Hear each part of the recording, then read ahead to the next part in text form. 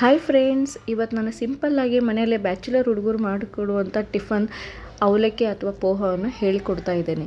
ಮೊದಲಿಗೆ ನಾವು 2 ಈರುಳ್ಳಿಯನ್ನು, 1 ಟೊಮೆಟೊವನ್ನು ಹಾಗೂ 3 ಹಸಿಮೆಣಸಿನಕಾಯಿ, 3 ಅಥವಾ 2 ಹಸಿಮೆಣಸಿನಕಾಯಿ, ಸ್ವಲ್ಪ ಕೊತ್ತಂಬರಿ ಸೊಪ್ಪು ಹಾಗೂ ಕರಿಬೇವು ತೆಗೆದುಕೊಳ್ಬೇಕು. ನಂತರ ಸಣ್ಣದಾಗಿ ಕಟ್ ಮಾಡಿಕೊಳ್ಳಬೇಕು ಈರುಳ್ಳಿ ಹಾಗೂ ಹಸಿಮೆಣಸಿನಕಾಯಿ ಹಾಗೆ ಒಲೆಯ ಮೇಲೆ ಒಂದು ಕಡಾಯಿ ಅಥವಾ ಬಾಣಲೆಯನ್ನು ಇಡಬೇಕು. ಅದು ಕಾದ ನಂತರ ಸ್ವಲ್ಪ ಎಣ್ಣೆ, ಅಂದರೆ ಸ್ವಲ್ಪ ಜಾಸ್ತಿನೇ ಇರಬೇಕು ಅವಲಕ್ಕಿಗೆ, ಅಂದರೆ ಚೆನ್ನಾಗಿರುತ್ತೆ.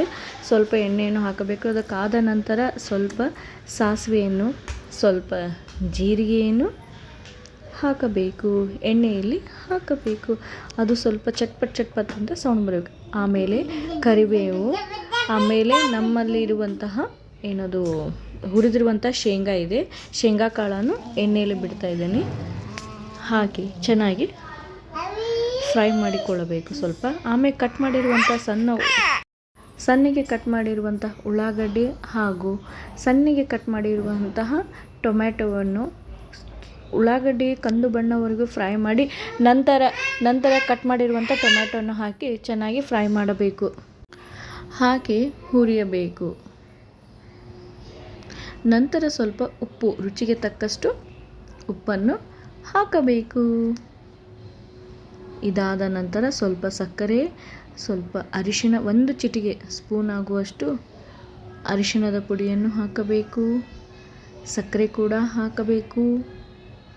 ಹಾಕಿ ಚೆನ್ನಾಗಿ ಕಲಿಸಬೇಕು. ಕಲಸಿ ಈ ಥರ ಫ್ರೈ ಮಾಡಬೇಕು.